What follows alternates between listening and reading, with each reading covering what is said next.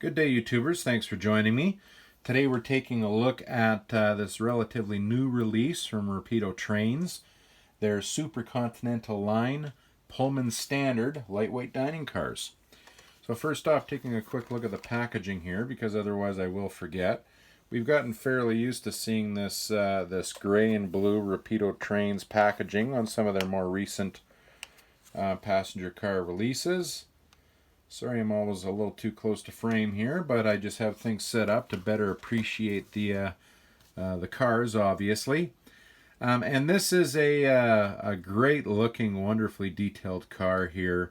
A really strong reintroduction of the Super Continental line by Rapido, and I'm really hopeful that we'll see more releases here going forward. I'm fanatical about collecting Rapido items for Canadian roads, but decided I also had to collect a dining car from an American road with this release, just because I was really interested in some of the differences between the cars, and I'll get into some of that here shortly. But first, talking about the lighting effect in these cars. They are track powered, and all you have to do is wave this magic wand above the center body of the car there to turn the lighting on and then off. And they have some really nice heavy duty capacitors in them as well, so you don't have to worry about flickering lights where you don't have great connection between tracks. You can see here as I pull the New York Central dining car off the tracks that it fades nicely and slowly. So yeah, that capacitor there is doing a great job. And yeah, talking about the New York Central car here first. This is my only American example. You can see the matched metal end gates there that we've gotten used to seeing with Rapido models in the past. What's different about this car that you're not going to see on the Canadian cars to follow here is the additional bodywork below the body of the frame at the end of the cars. Sorry, there's probably a term for that that's escaping me right now, but it's just that that additional streamlining look to the end of the cars.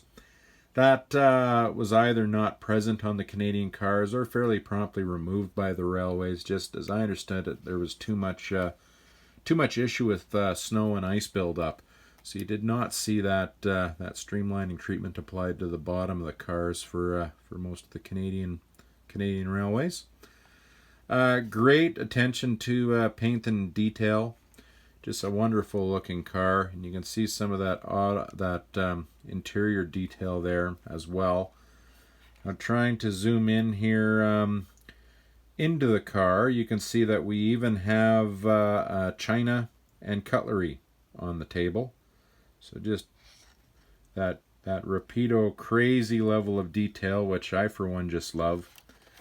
And of course the underbody of the cars. Of course, that's kind of Rapido's trademark, is that they look just as good upside down.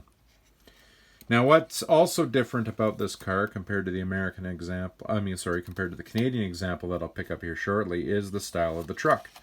So, this truck here is what you would have seen on the American production. I think it's called a GSC truck. And to pull one of the Canadian national cars off the track now, so you can compare side by side. On the left there, you've got what was called the can car truck. So the truck that was typical of the Canadian production of these cars. So some differences there in configuration. So now taking a closer look at this CN car.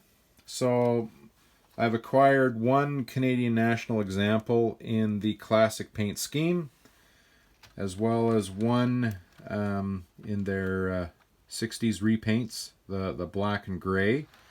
Then I've acquired two different road numbers, each with a slightly different configuration for VIA.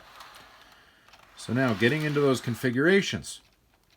So this Canadian national as delivered paint scheme here, this illustrates the 32 seat diner with the parlor on the one end.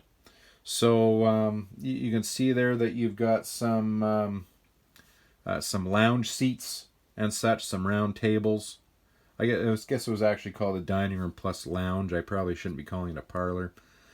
And then on the tables there, if you can see, again, you've got that that cutlery in China, but the CN original and then the CN modernized cars are showing that very classic CN China pattern style where you've got a yellow band around the outside of the plate. So again, just some incredible detail there.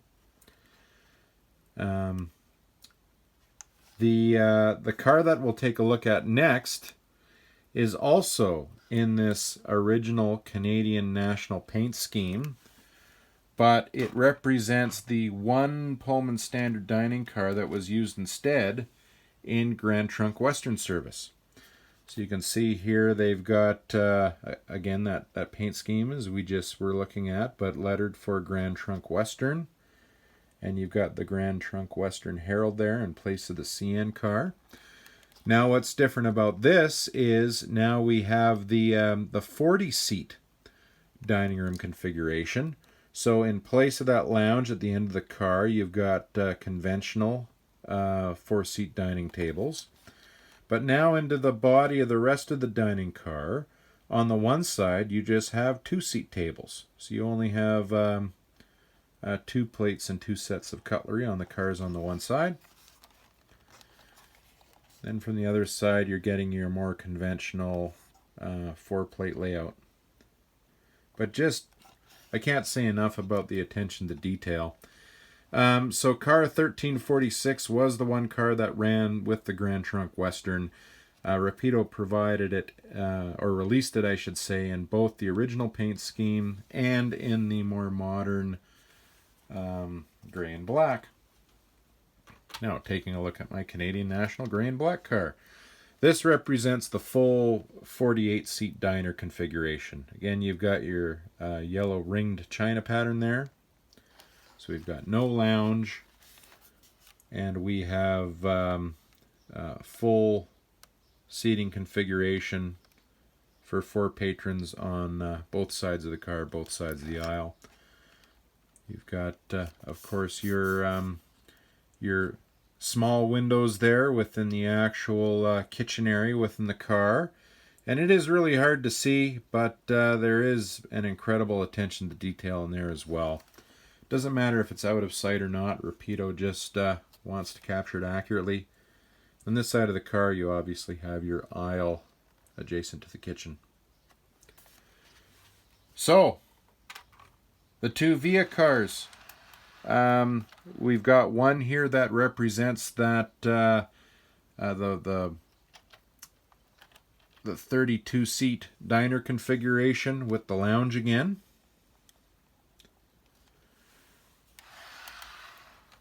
And then this one here representing the typical 48-seat full dining room configuration.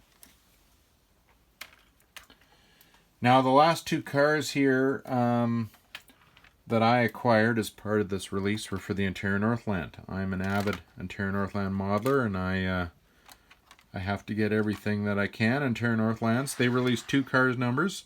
1407, identified as Moose River here, and car number 1409 as well.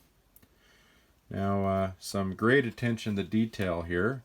You notice car 1409, it has the chevron pattern here, headed towards the right side of the car, just how it's painted in reality.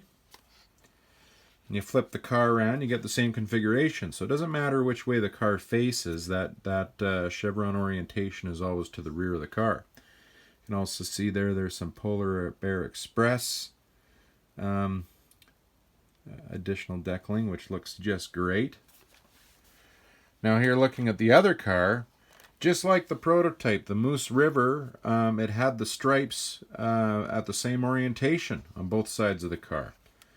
So if the car was running in this orientation, its stripe pattern there would reflect how the rest of the train was, but if it was run in reverse, it would appear opposite. So that is prototypically correct. You know, another great example of the guys at Rapido just being crazy about the the attention to detail and the quality of their cars. Just an excellent car. I can't express how incredibly I am impressed that I am with these. I will leave it there. I hope you enjoyed that, and I'll work to have another video up again very soon. Thank you.